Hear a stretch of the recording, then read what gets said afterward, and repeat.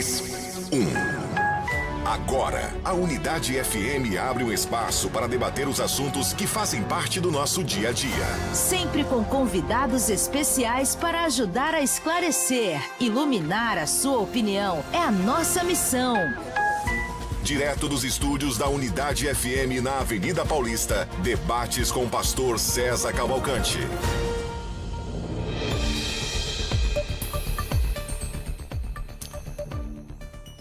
Um bom dia na graça e na paz de Jesus. Eu sou o pastor César Cavalcante. Mais uma vez, para a glória de Deus, está no ar mais uma edição do programa de debates da Rádio Unidade FM. Nós vamos juntos até o final dessa programação. Que Deus nos ajude, temos um bom programa, que o nome do Senhor Jesus seja exaltado e glorificado em nossas vidas.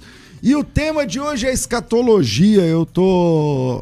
Ontem participei do debate lá na nossa concorrência, falando sobre escatologia. Fui muito bem recebido, aliás, obrigado pelo carinho que nos foi estendido ali. E o tema não é o mesmo tema de ontem, mas aqui hoje o tema será também escatologia. Como será o reino milenar de Cristo? Existem posições diferentes entre servos de Deus no decorrer da história. E as posições basicamente são o pré-milenismo, o pós-milenismo e o amilenismo. O pré-milenismo acredita que Jesus Cristo volta antes do milênio. Depois da volta de Jesus vem o milênio. O pós-milenismo crê que Jesus volta depois do milênio. Mas o amilenismo crê que nós já estamos vivendo o milênio. O reino milenar de Cristo é agora, é hoje, está funcionando. E para tratar esse assunto, por exemplo, os nossos irmãos que são reformados, eles abraçam a ideia do amilenismo. Essa nomenclatura, na minha opinião, não é muito coerente no sentido, como é que eu vou dizer? É uma injustiça chamar essa posição de amilenismo, porque a partícula A, no grego, ela tem a ideia de negação. Então, o amilenista não é que ele não crê que ele não defende que não há milênio. Então, não seria muito justo chamar de amilenismo, mas é o nome que pegou. Então, o amilenista, não é que ele não acredita que exista milênio, mas acredita que o milênio já está acontecendo. E para debater esse tema, estou recebendo aqui, que participou comigo ontem do debate, o pastor Aleph, da Assembleia de Deus Ministério do Belém, de Guarulhos. Bem-vindo mais uma vez aqui na nossa mesa de debates. Pastor Aleph, muito bom te receber, meu irmão. Pode ser o pastor César Cavalcante. Quase que falou Zé, hein? Quase. Me perdoe. Zé Cavalcante. Gostei. Ah! Zé Cavalcante, legal. Cumprimentar aqui o nosso querido pastor Cipriano, toda a audiência. Ontem, sem sombra de dúvida, foi um debate muito abençoador. Obrigado pelo carinho, pastor César, cordialmente. Sempre uma alegria. E o senhor é uma bênção. E toda a audiência, creio que hoje será, sem sombra de dúvidas, um debate muito excelente. Maravilha. E com a gente hoje, pastor Cipriano Casassi, ele que é da Igreja Batista e tem aí várias formações aqui no Brasil, veio para o Brasil para estudar e não parou nunca mais, né? E bem-vindo aqui à nossa mesa de debates, pastor Cipriano, muito bom lhe receber, meu irmão. Amém, pastor César, para nós é uma grata alegria estarmos juntos mais uma vez, depois de um longo período de tempo, sem ver o seu rosto. Fazia tempo. E para nós, esperamos ter uma conversa maravilhosa, grata alegria conhecer o pastor também e podermos ter esse momento aqui de partilha de uma dádiva da parte do Senhor. O senhor é amilenista? Certo. Crê que nós estamos no milênio agora? Certo. Ok. O senhor é pré-milenista? Pré-milenista, dispensacionalista clássico. E crê que Jesus volta antes do milênio e Exato. O milênio será literal. Batalha do Armagedon desce. Você defende o milênio literal? Literal. Ok. Então vamos lá. Pastor Cipriano, conforme os nossos sorteios, que nunca acontecem, dá uma folha aí para ele, por favor. Conforme o nosso sorteio aqui, que nunca acontece, caiu para o senhor começar. Então vamos lá. Onde e como será o reino milenar de Cristo? Bem, na verdade, a pergunta seria como está sendo o reinado milenar? Tá tudo bem no reino milenar? Tudo bem? Tá tudo bem. O que você está achando, pastor? Bom, Depois eu falo. Eu vim defender, dentre as 4 perspectivas, certamente aquela que eu entendo ser a mais coerente, tanto com o ensino bíblico, quanto com a história da igreja e com a história do desenvolvimento da reflexão teológica, né? Então, nós estamos defendendo a posição que ensina o milenarismo realizado, né? Já ampliando a correção que o pastor César nos ajuda fazendo da infelicidade da expressão amilenismo. Então, pois, eu entendo que essa seja a posição que melhor faz um enquadramento exegético e hermenêutico de Apocalipse capítulo 20, onde, longe de ensinar um reino milenar que se refere a um período futuro, que ainda está por vir, e um reino milenar literal, concretamente visível, material, de 1000 anos, onde Cristo governará aqui na terra, de forma específica, estabelecendo seu trono em Israel, o que certamente acho que, sendo hermenêutica e exegeticamente honesto, é impossível chegarmos a esta conclusão. Porque, biblicamente, o milênio ele se refere a um período a um período de 1000 anos,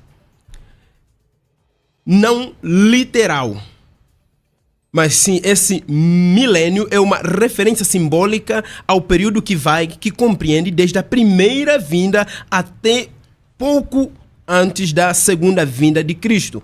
Este reinado milenar, ele não é geograficamente localizável em algum ponto desta terra-nação, pois é um reinado de natureza espiritual. O milênio, então, é um reinado presente das almas dos crentes mortos e com Cristo no céu. E eu trago pelo menos alguns pontos que nos ajudam a entender por que essa é a melhor maneira de interpretarmos Apocalipse capítulo 20. Primeiro, porque esta é a interpretação que está em perfeita harmonia com a natureza literária do texto de Apocalipse. E, em segundo lugar, é uma posição que foi amplamente defendida desde os primórdios da história da igreja, desde a patrística e chegando até os pais da reforma protestante. Os teólogos sérios da contemporaneidade defenderam também este posicionamento e faz uma... Não sem contrapontos, né? Porque sempre houve na história da igreja, inclusive na patrística, pessoas que defenderam o milênio literal. Sim, mas assim, convenhamos que nós temos teólogos muito importantes, isso é verdade, né, que se estabeleceram nessa posição. Podemos citar Antônio Huckman, por exemplo, o sistemata Hendricks, o teólogo bíblico Billy, né, que são contemporâneos, digamos, que são... Bom, dá para começar. Pastor Aleph, sua primeira parte, eu acho que quando eu falei sua igreja, eu falei Assembleia de Deus Guarulhos, mas Assembleia de Deus do Belém, Guarulhos. Bem-vindo sempre aqui. Vamos lá, sua primeira oposição aí. Perfeito. É importante que se diga que a interpretação amilenista, ela precisa do alegorismo para se sustentar. Dentro da nossa visão pré-milenista, nós aplicamos aquilo que nós conhecemos em relação ao método histórico-gramatical. Somos sabedores que a história da hermenêutica, ela parte do pressuposto da hermenêutica rabínica do Antigo Testamento, com o acróstico pardes, que é simplesmente 4 letras em específico, pichat, que fala a respeito do texto literal, também a respeito de remes, drash e sod. E dentro do Antigo Testamento nós aplicamos essa questão. Voltando para a patrística, nós temos 2 escolas de interpretação que se aplica o método de interpretação da hermenêutica. O primeiro é a escola de Alexandria, que trata a respeito do alegorismo, e o segundo, em especial, a escola de Antioquia, com um dos maiores proponentes, que é Teodoro de Mopsuestia. Dentro dessa visão, nós podemos compreender, e assim com a devida vênia já no início do meu comentário, do nosso querido pastor Cipriano, a patrística, desde a parte de Agostinho em diante, se aplica esse método do amilenismo. Porém, os pais da igreja do século 1, 2, 3 falam a respeito do pré-milenismo literal, que é o pré-milenismo histórico, que não faz distinção entre Israel e igreja, mas fala a respeito do literalismo. O contexto bíblico nos apresenta também uma dificuldade dentro dessa visão que nós vamos trabalhar ao passar do debate. E outra questão importante também é que a mesma expressão se aplica apenas um milênio em Apocalipse. Capítulo de número 20, o termo milênio. Porém, a sua doutrina é desde o Antigo Testamento e potencializada através dos escritos joaninos. Dentro dessa visão também nós corroboramos que Apocalipse capítulo de número 20 tem a sua premissa e uma das principais regras de hermenêutica, sempre quando possível, tomar o texto de forma literal. 80% do livro de Apocalipse, e o pastor César sabe muito bem, é mais de 80% simbólico, tratando a respeito disso. Porém, a visão que João tem é algo que ele pega para um simbolismo aplicado para a compreensão da mente humana que não consegue computar tamanha grandeza da glória de Deus. O livro de Apocalipse, ele é possuidor de 22 capítulos, 404 versículos, 12 mil palavras, 7 bem-aventuranças, 9 perguntas, 300 símbolos proféticos, 21 juízos, subdividido em 4 escolas de interpretação. Preterista, futuricista, historicista e idealista, escrito pelo apóstolo João, o conhecido e denominado o apóstolo mais novo a ser chamado do Ministério Terreno de Jesus, também denominado Teólogos Apóstolos, o qual tem essa visão na ilha de Patmos, que ficava a 64 quilômetros a noroeste da cidade de Éfeso, que era considerada a 4ª maior cidade no Império Romano, que tinha, por certo, cerca de 250 mil habitantes, um anfiteatro para 25 mil lugares e um templo de uma deusa que era a deusa, com certeza, da fertilidade naquela ocasião. E esse templo tinha 127 colunas de mármore puro e cada coluna 22 metros de altura. Dito isso, a interpretação do livro de Apocalipse, ela passa por esse pressuposto da subdivisão que o próprio Cristo declara em Apocalipse capítulo 1, versículo 19. As coisas que vistes, as coisas que são e as coisas que acontecerão. Okay. Capítulo 1, que viste, capítulo 2 e 3 que são, capítulo 4 ao 22 que acontecerão. O amilenismo, de fato, tem uma grande dificuldade nessa questão. Ok, eu queria ter essa memória aí, você viu tanta coisa que ele falou? Quantos metros tem a coluna? Eu queria ter essa envergadura do pastor. Vamos lá. Pastor Cipriano, está contigo. Bom, são dados interessantes que o pastor traz, pastor Aleph traz. Obrigado. Mas quando a gente diz que o gênero literário de Apocalipse ele é simbólico, isso de forma alguma é uma contradição ao método histórico-gramatical. Muito pelo contrário, nós, amilenistas, também interpretamos as escrituras a partir desta pressuposição, que nós utilizamos como metodologia este método histórico-gramatical, entendendo que Deus se revela na história e, ao se revelar, ele usa palavras. E nesta utilização de palavras, de vocábulos humanos, ele também vai se valer dos gêneros literários. E quando a gente olha para a estrutura do texto de Apocalipse, no seu todo, nós vemos que Apocalipse é um texto simbólico, um texto que explora a nossa imaginação. Essa é a característica desse gênero literário, todo apocalíptico. Simbólico. Todo simbólico? Não vou dizer na sua totalidade. Mas a maioria. Mas a maioria, grande parte do texto. O que nós temos que entender é a questão do pano de fundo, o contexto no qual este livro fora escrito. E o contexto exigia a natureza dessa linguagem, certamente.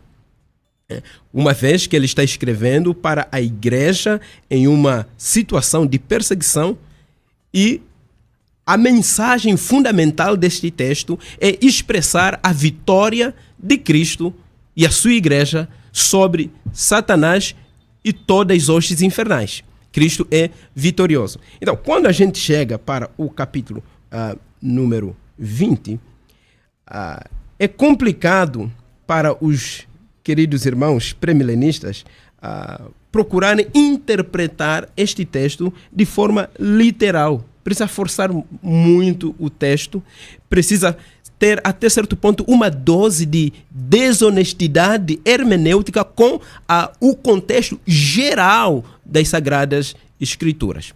A gente, quando olha para esse texto, e o pastor fala que a questão do milênio, ela está presente em vários outros textos das Escrituras.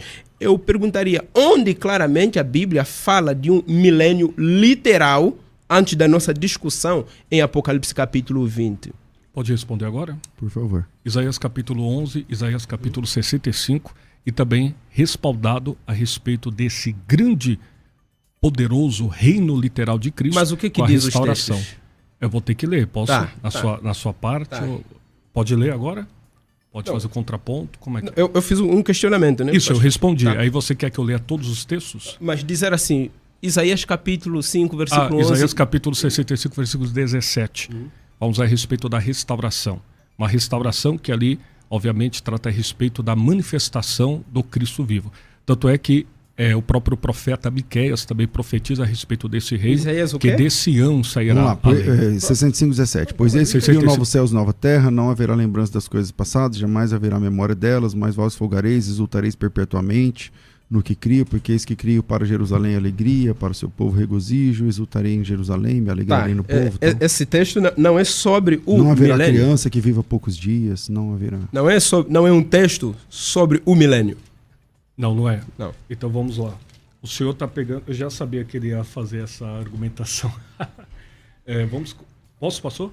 É um debate, vai com a vontade. Isaías capítulo 60. É que eu não quero tomar o tempo que ele, né? Mas a gente está Então, conversando, beleza. pode ficar em paz. O texto aqui falamos a respeito. Não haverá mais nela criança de poucos dias, nem velho que não cumpra os seus dias, porque o menino morrerá de 100 anos.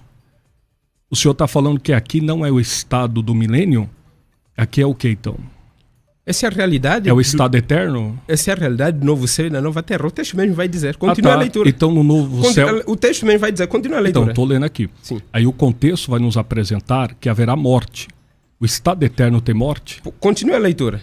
O texto aqui, eu acabei Não de... haverá criança, tal, porque se morreu 100 anos, é morrer ainda jovem. Porém, um E quem pecador de 100 pecar, anos só será 100 anos. amaldiçoado. O estado eterno vai ter pecador, pastor Cipriano, amaldiçoado? De forma nenhuma. Então, por que o senhor fala que aqui é o Estado eterno. estado eterno? Bom, quando a gente está lendo esta O profecia... senhor tem que ver o contexto. Quando não a pode gente- pegar texto Não, isolado. Claro, a gente não está... O senhor acabou de falar que tem uma hermenêutica, a gente faz uma hermenêutica, nas suas palavras, a hermenêutica forçada. Então, os pais da igreja foram forçados também no reino milenar? A reflexão Literal? teológica está em desenvolvimento. Então, quando a gente cita os pais da igreja... eles Então, foram- só a partir os pais- de Agostinho. Os pais da igreja, 354, os pais da 430. igreja que defenderam a ideia de um milênio literal. Como eu disse na abertura do tema, são perspectivas. São perspectivas. Mas a gente precisa ver qual das perspectivas é que mais faz um enquadramento exegético e hermenêutico coerente do texto sagrado. Então, não isso que não eu é tô suficiente, não é suficiente eu dizer que Justino o Mártir ele foi pré-milenista. E eu simplesmente adotar o pré-milenismo porque Justino o Mártir está próximo dos apóstolos, foi Se pré-milenista. o senhor me permite, o senhor acabou de pedir um texto. Eu dei Sim. o texto, li o texto. Pastor César nos ajudou no texto Sim. da leitura. Fiz o contraponto, apresentei a argumentação e agora o senhor tem o tempo, obviamente que está na sua fala, de apresentar o contraponto, onde o senhor encontra no estado eterno, ou perfeito, como o senhor queira, é a morte, conforme o texto declara. Aqui fala a respeito de uma restauração. Por gentileza. Quando a gente olha... E depois eu faço outras perguntas. Quando a gente olha as primeiras declarações do profeta, é uma referência não a um milênio literal. As referências do profeta, elas apontam para a realidade do novo céu. Essa é a mensagem do profeta. Agora, é verdade que os profetas têm uma maneira peculiar de falar sobre as coisas que hão de acontecer. Que, ao mesmo tempo que eles estão falando de coisas que hão de acontecer, eles também estão jogando luz para coisas que estão acontecendo aqui e agora. Então, se a gente afirmar que a realidade da existência de morte faz parte do contexto do novo céu e da nova terra, nós teremos que ser contraditórios à totalidade das Sagradas Escrituras. Isso, é verdade. Agora, Entendeu? isso aí Quem disse se cumpre funciona. aonde? Se cumpre aonde esse texto aí?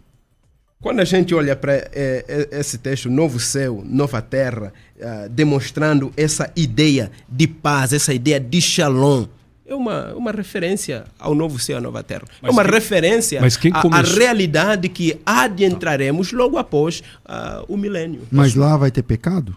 Não, de forma E morte? alguma, Porque de nesse forma texto aí alguma. tem, né? É, De forma- esse texto tem. Não, é isso que eu estou tentando... E olha o texto. É isso que eu estou tentando dizer.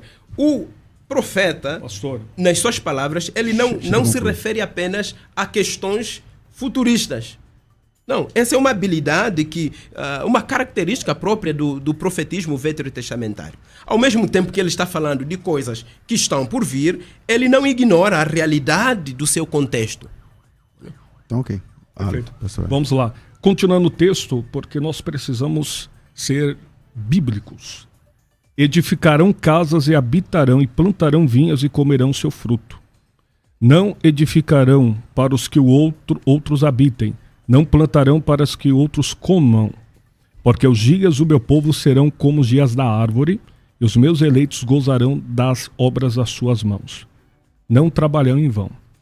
Olha aqui, versículo 25. O lobo e o cordeiro se apacentarão juntos, restauração da natureza. Comerá palha com boi, e o pó e a comida será comida da serpente, não fará mal nem dano algum em todo o meu monte santo. O contexto aqui nos apresenta uma clara evidência relacionada ao contraponto do reino milenar e do estado perfeito eterno. O texto de Apocalipse capítulo 20, na escola pastor César Quiliasta, se eu estiver errado o senhor pode me corrigir por gentileza, que é a escola que defendia o reino literal, que é o milênio de Cristo.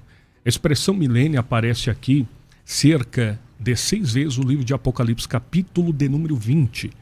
E falamos a respeito dessa frequência continuada da aparição do Cristo vivo do reino milenar. Uma pergunta que eu faço, e obviamente é uma pergunta que requer a sua resposta. O senhor acredita, como amilenista, obviamente, que Satanás está preso, sim ou não? Está escrito nas Escrituras. Perfeito. É. Posso responder ou o senhor quer argumentar alguma coisa nesse sentido?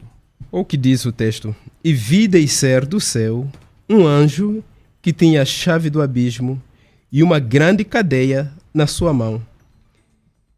Que exatamente ele prendeu o dragão, a antiga serpente, que é o diabo e Satanás, e amarrou por 1000 anos. Ele está preso agora, correto? Certo. Então, É isso que perfeito. Olha, aqui está um contraponto que eu apresento. A atividade de Satanás na presente era.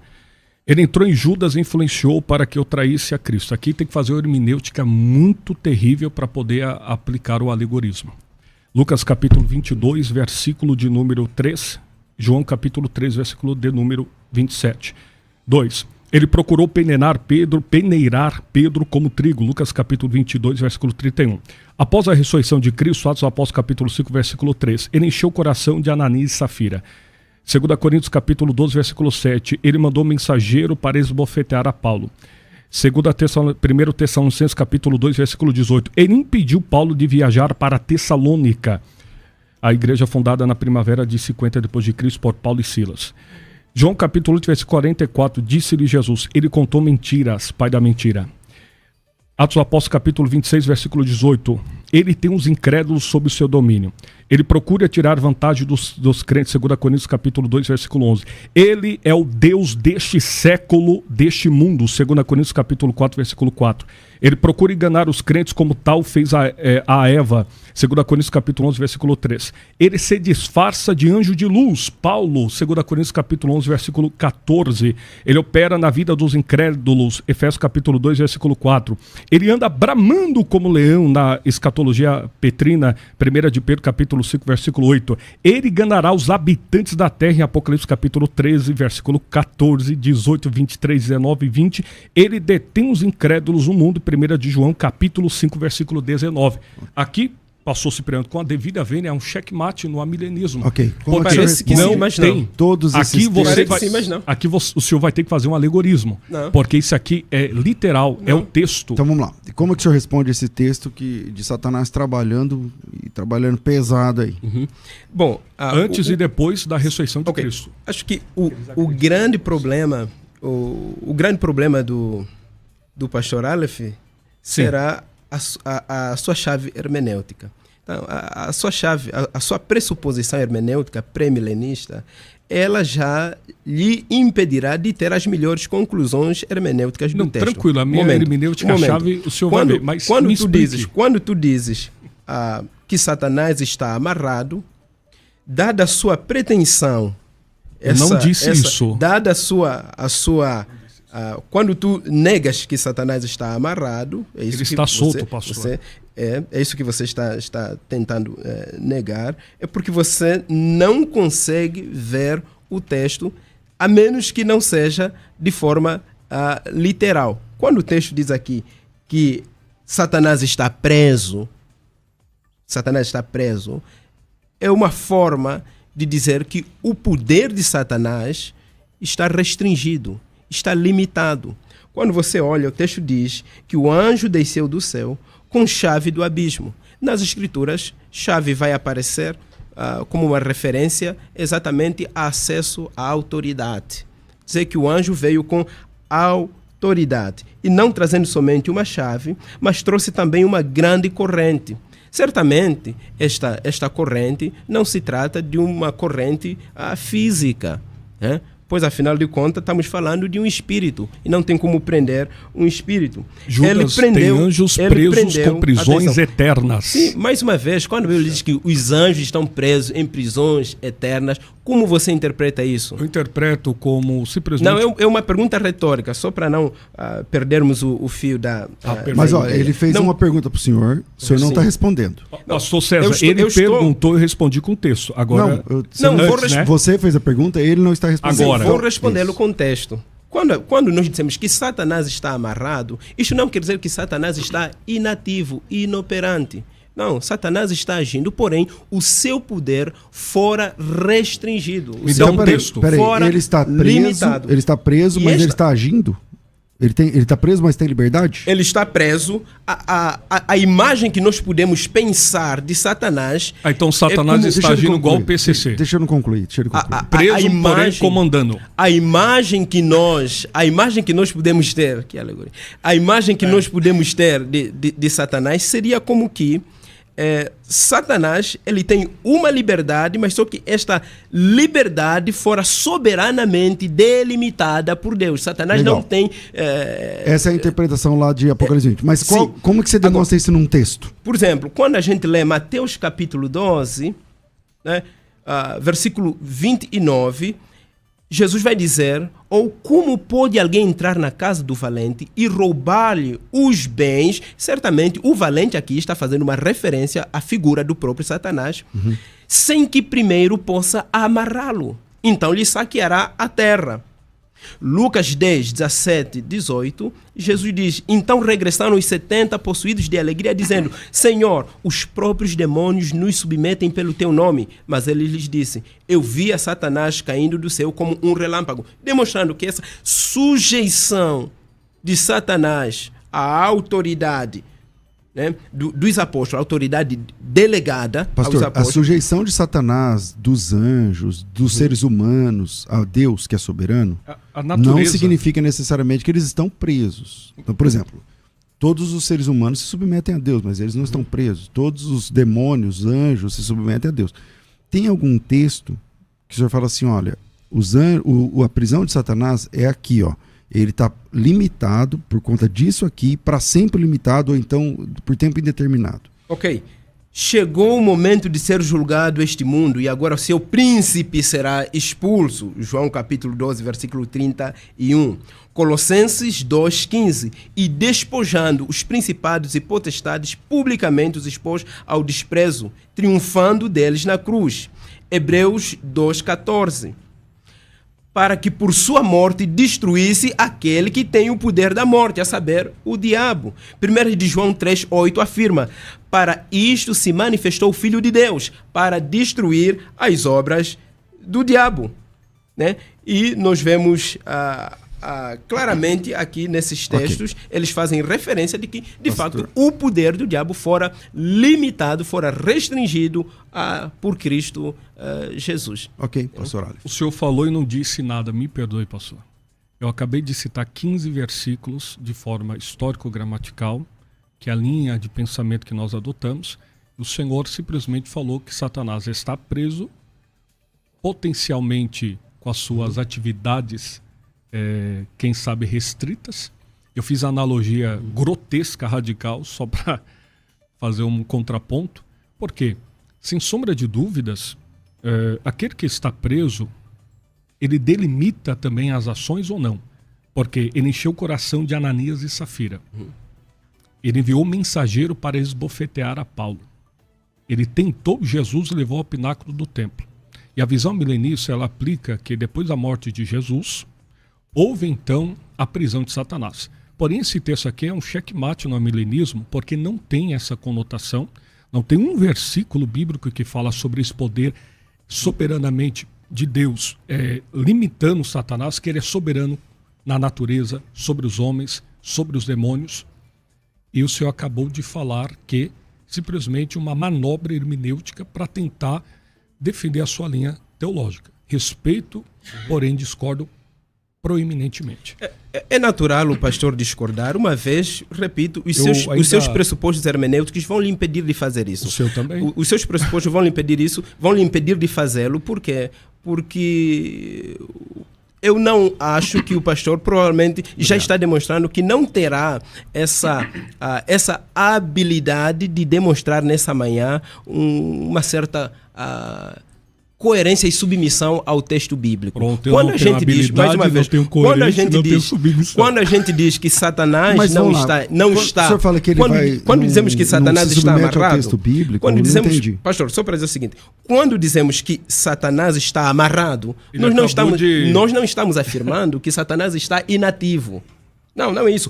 Todos os 15 textos que o pastor acabou de citar são textos bíblicos, são textos válidos, mas será que ele está interpretá-los à luz da pergunta que ele está Vamos lá, 2 Coríntios buscar? Capítulo 4, verso 4. Diz assim, nos quais o Deus deste século cegou o entendimento dos incrédulos, para que não lhes resplandeça a luz do evangelho da glória de Cristo, o qual é a imagem de Deus. Pode ser que eu não tenha citado exatamente assim, porque eu estou falando de cor.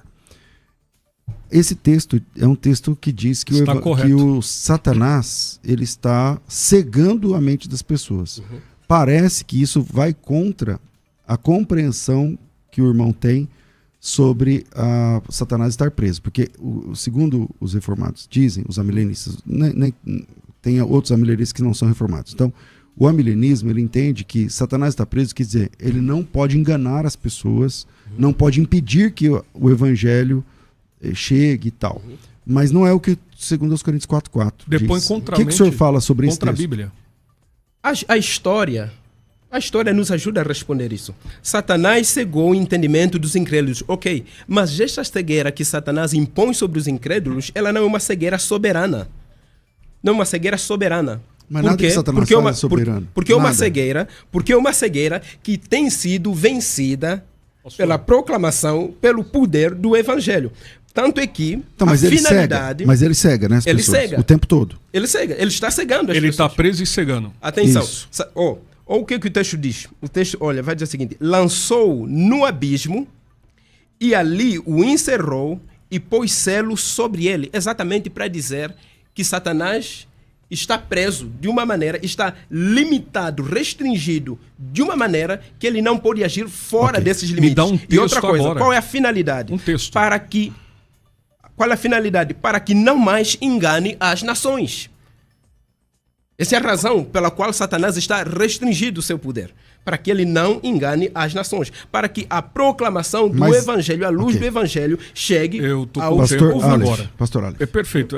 O senhor, mais uma vez, falou e não disse nada, infelizmente. Eu vou voltar ao tema. Mais uma vez, eu não disse nada. Eu não disse nada para você. Não, é que o senhor são coisas muito diferentes. É que o senhor falou que a minha hermenêutica não é submissa o que eu estou lhe dizendo, eu não falei nada. Não, vocês começaram. Esse debate aqui começou muito respeitoso. Sim. Em dado momento, o pastor Cipriano, na minha opinião, me perdoe se ele não foi feliz quando ele disse que a hermenêutica que o irmão faz é desonesta. E essa palavra desonestidade tem a ver com dolo, né? Essa palavra de desonestidade tem a ver com caráter. Então acho que o irmão não foi feliz. Porque quando o senhor diz assim, a hermenêutica é desonesta, você está dizendo... Então tem uma questão de caráter aí no meio. E isso macula, né, o bate-papo, na minha opinião. E aí, em contraponto, Aí vem o pastor Aleph falando palavras mais pesadas. Eu acho que não precisa disso. Qual palavra pesada, pastor César? Essa agora, o senhor falou e não disse nada. Não, mas é debate. Não, Tipo assim... eu não acredito, eu não sabia que você quer um debate. Você tá me falando agora? Não, eu sei que é um debate. é que o senhor que eu tô falou... dizendo é o seguinte, ó. Quando você fala uma palavra que eu não concordo, e ao invés de argumentar, eu disse assim, ó, o senhor falou e não disse nada, isso é uma ofensa. Pastor, isso entendeu? é retórica, sabe? Porque o senhor sabe melhor do que eu, o senhor é um leão dos debates. Mas quando eu falo que ele falou e não disse nada, daquilo que eu perguntei, pastor César. Ele pediu o texto dele.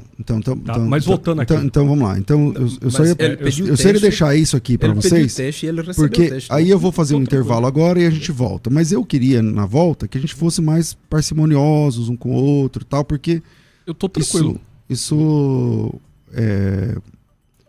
acho que depõe assim um pouco contra, né? Eu não gosto. Eu particularmente nunca ofendi pessoas num debate. Sai procurando meus debates aí. Nunca tentei ser ofensivo e tal. Então, é isso aí. Vamos lá, vem para mim aqui. Pessoal, amanhã é o último dia do meu trabalho aqui na Rádio Unidade FM. Quero agradecer a equipe da Rádio Unidade FM. Foi fantástico trabalhar com vocês. Termina amanhã, que é o dia 31, o meu contrato aqui com a Rádio Unidade FM. E no dia 1º, eu vou começar o meu podcast. Enrolei, mas chegou a hora. Então, chega o podcast. Aliás, vou mandar aqui não sei por onde eu mando, pro Cláudio, mas aí dá para mostrar aqui para vocês. Mas está lá no meu Instagram. O podcast se chama Me Mostra o Texto. Que é uma palavra. Eu perguntei para a igreja, para o pessoal, como é que vai chamar o podcast? Todo mundo, mostra o texto. Que legal. Então vai chamar Mostra o Texto. Na estreia, que vai ser sexta-feira, eu vou receber aqui o Dr. Carlos Augusto Vailate e o pastor Eduardo Reis para falar sobre inerrância bíblica. Está acontecendo muito, estourou aí nesses últimos dias, nessa última semana, um vídeo do pastor Eduardo Reis falando que a Bíblia não é inerrante e tal, e ele vai ter aqui a oportunidade de tratar esse assunto. Eu, o pastor Carlos Dr. Vailate, o pastor Eduardo Reis, parece que vem também um outro especialista em manuscritos bíblicos para falar sobre inerrância bíblica. E como é um podcast, não vai ter negócio de 1 hora, só 55 minutos, então a gente vai poder ir até mais além. Se você não faz parte do meu canal, vai lá no canal César Cavalcante e, por favor, se inscreva e participe do primeiro episódio do podcast Mostra o Texto. E sexta-feira também termina o penúltimo lote da imersão em História da Igreja. Vai para 79. É tudo muito barato, 79 é muito barato, mas você pode fazer a inscrição na imersão sobre História da Igreja. Estaremos eu, do professor Lucas Banzoli, o professor Lucas Gesta, numa imersão de 3 noites, segunda-feira que vem, terça-feira que vem e quarta-feira que vem, às 8 da noite, sobre História da Igreja. Tá certo? Então, não sei se chegou aí no WhatsApp. Se chegou, dá um toque aí para mim, Cláudio, por favor. Se chegou? Ok. Então, vou mostrar aí para vocês a primeira vez que eu estou mostrando aqui em público, tá, gente? Eu sou novo nisso. Então, coloca aí o podcast Mostra o Texto, onde eu vou receber aqui, vou fazer debates, tá aí. Podcast Mostra o Texto, César Cavalcante, primeiro episódio, estreia dia 1º de agosto. Então, eu finalizo aqui com a Rádio Unidade FM no dia 31 e no próximo dia eu estarei recebendo aqui os pastores Augusto Vailate e também Eduardo Reis para falarmos sobre inerrância bíblica. Pensa num assunto que vai render. Então, vem com a gente, segue lá no canal do YouTube César Cavalcante, beleza? Vira aí e a gente volta aqui para a nossa mesa de debates. Vai! Você está ouvindo Debates aqui na Unidade FM. Ouça também pelo nosso site unidadefm.com.br.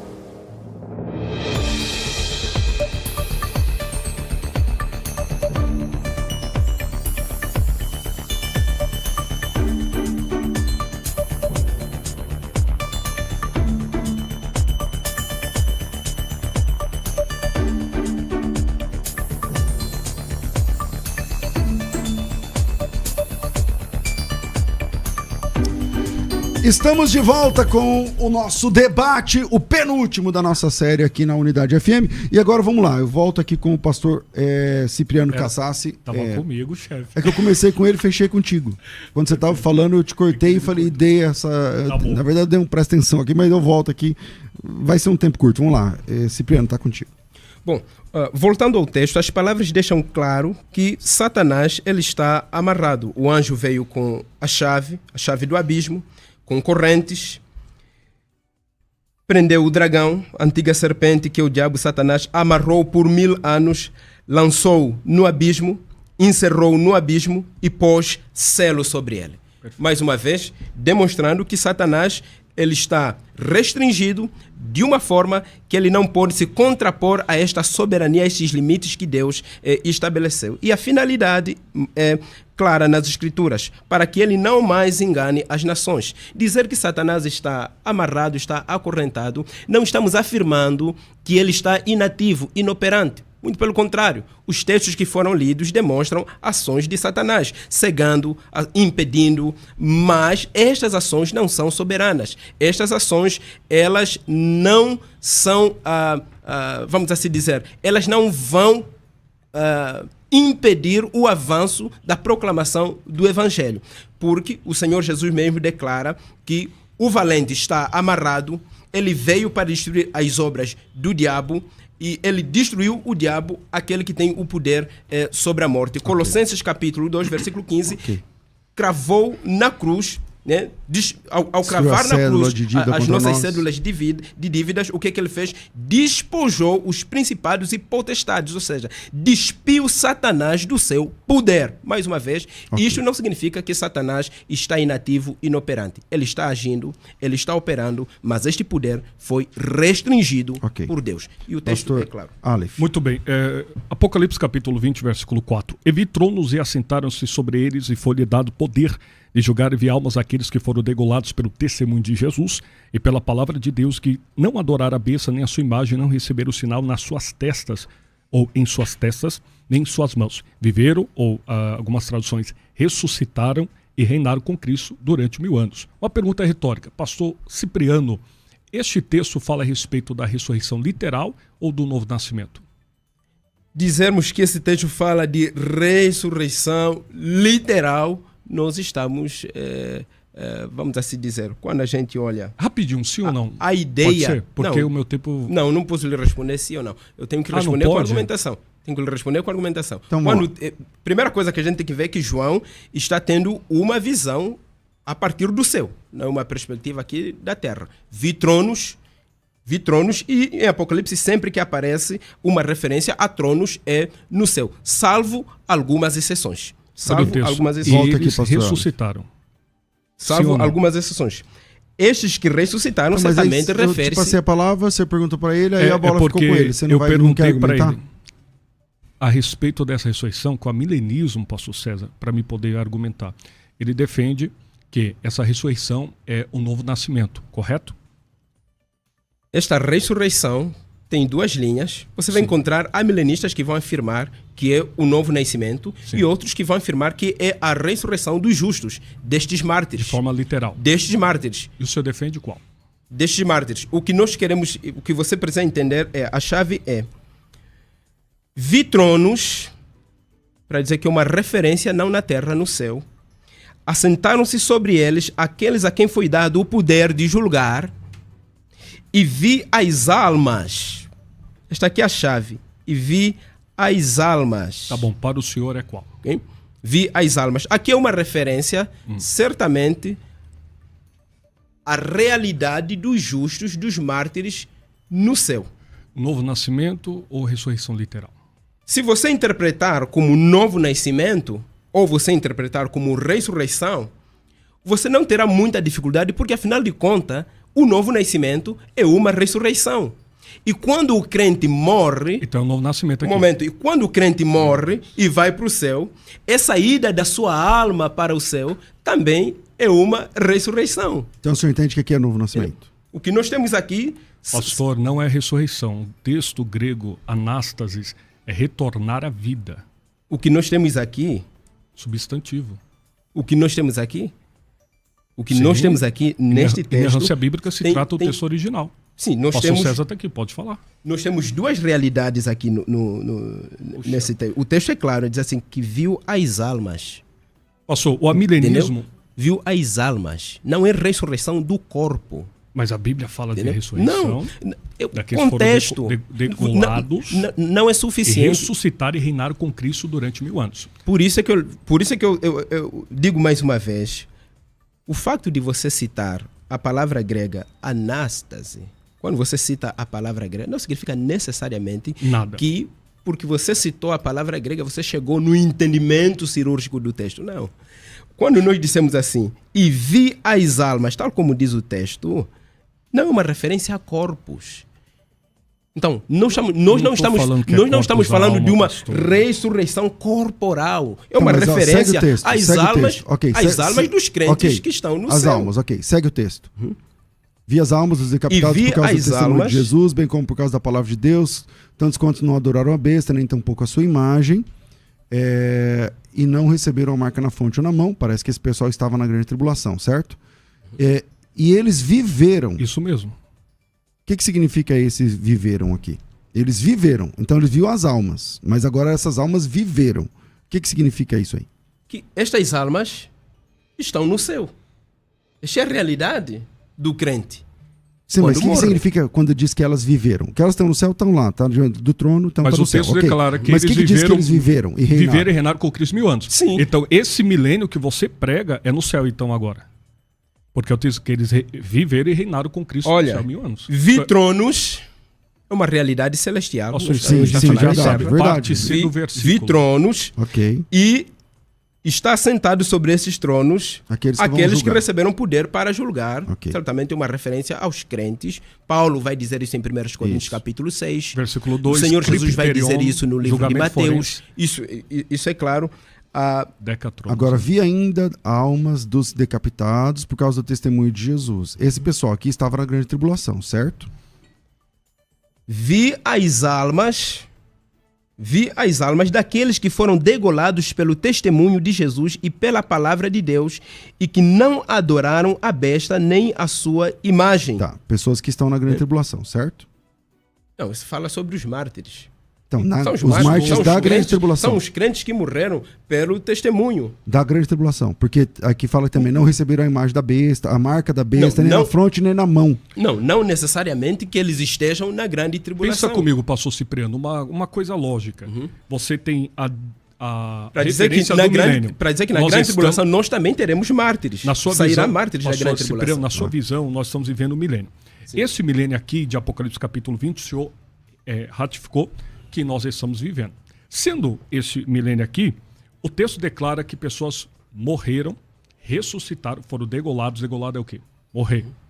E ressuscitaram e viveram com Cristo durante 1000 anos. Onde estão essas pessoas segundo o texto? No céu.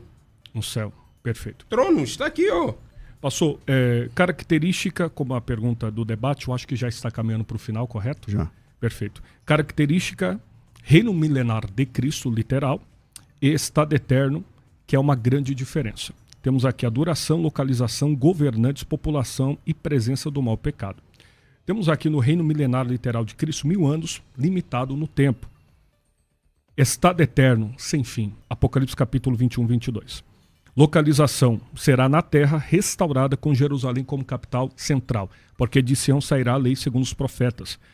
Estado eterno, novos céus, nova terra, a nova Jerusalém desce do céu. Zacarias capítulo 14, versículo 9 ao 11, Zacarias capítulo 16, versículo ao 17, Apocalipse capítulo 21, versículo do 1 ao 3, 9 ao 10. Quem são os governantes? Cristo e os santos ressuscitados. No estado eterno, Deus, Pai e Filho, diretamente sobre os remidos governarão. Apocalipse capítulo 20, versículo 4 ao 6. População, para encerrarmos, santos glorificados e imortais que sobreviveram durante a tribulação e nascerão durante o milênio, conforme os escritos. No estado eterno, somente os santos glorificados e redimidos como um povo só servirão a Deus, Jesus. Isaías capítulo 65, versículo 20 ao 25, Apocalipse capítulo 20, versículo 27. Para encerrarmos, presença do mal e pecado, pecado no milênio suprimido, mas ainda presente nos mortais. Satanás será preso e depois solto no final. Ok. Estado eterno, sem pecado, sem mal, sem lágrimas, sem dor, sem morte. Isaías capítulo 11, versículo 9, Apocalipse capítulo 20, versículo 1 ao 3, Apocalipse capítulo 7, 10, 21, pastor, 4 ok. e 22, 3. Aí depois nós temos tempo, Infelizmente sacrifícios... o tempo não dá tempo. Não dá tempo. Pastor Cipriano, a gente está finalizando. Bom, mais uma vez, voltando aqui a... Os tronos certamente é uma referência que os crentes estão com Cristo reinando, participando deste governo milenar, tal como Cristo havia prometido, de acordo com Mateus capítulo número 18. De acordo com o texto de Mateus. Do jovem rico. Sim, Jesus havia feito essa promessa. Estes crentes, estes justos que estão governando com o Senhor Jesus, no milênio que está acontecendo aqui agora, são aqueles que foram mortos, crentes mortos. E essa ressurreição que nós temos aqui, que eles experienciam, é o levantar das suas almas para a presença de Deus. Por isso, o texto é claro a dizer que lá estão almas e não corpos. Mais uma vez, reforçando que a ideia do milênio não pode ser uma ideia literal. Eles governaram durante 1000 anos junto com Cristo. Este 1000 anos não pode ser entendido de forma literal. Mais uma vez, conforme os demais elementos do texto que não são literais. Referindo-se a compreendendo a plenitude deste governo, um tempo completo que compreende a primeira vinda de Cristo até um pouco antes da sua segunda vinda. Olha, eu fico aqui me coçando, porque a gente tem um programa aqui na rádio, toda São Paulo, Grande São Paulo, 96,5 FM e tal, só que tem que parar, falta 1 minuto e meio para acabar. Mas no dia 1º, o programa vai ser o podcast, então vai ter mais tempo, então a gente vai poder almoçar junto aqui e ficar 2 horas, 3, 4 conversando. Mas por enquanto, é esse tempo que nós temos. Pastor, eu comecei com o pastor Cipriano. Pastor Cipriano, obrigado, meu irmão, Deus abençoe.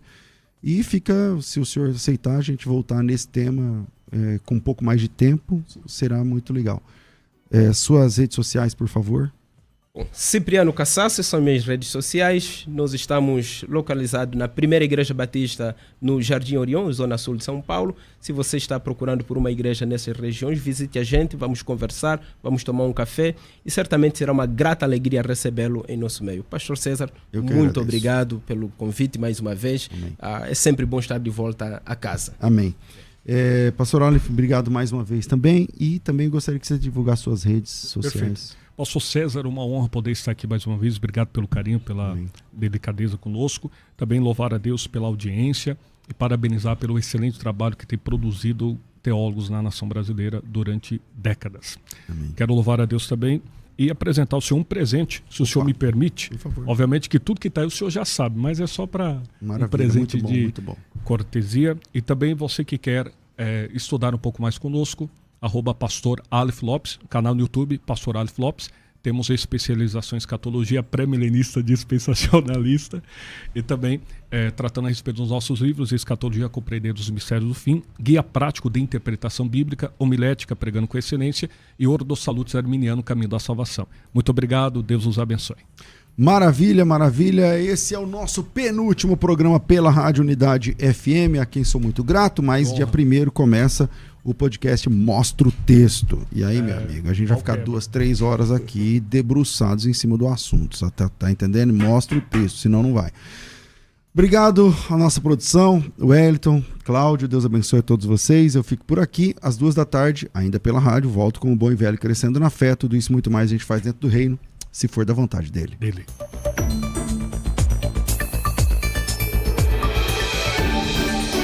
Você ouviu Debates na Unidade FM. Dentro de alguns minutos, este programa estará disponível no seu dispositivo de podcast. Basta digitar Debates Unidade FM e ouvir a qualquer momento, quantas vezes quiser. Disponível para Spotify e outros tocadores da Apple e Android. Unidade FM. Juntos somos mais fortes.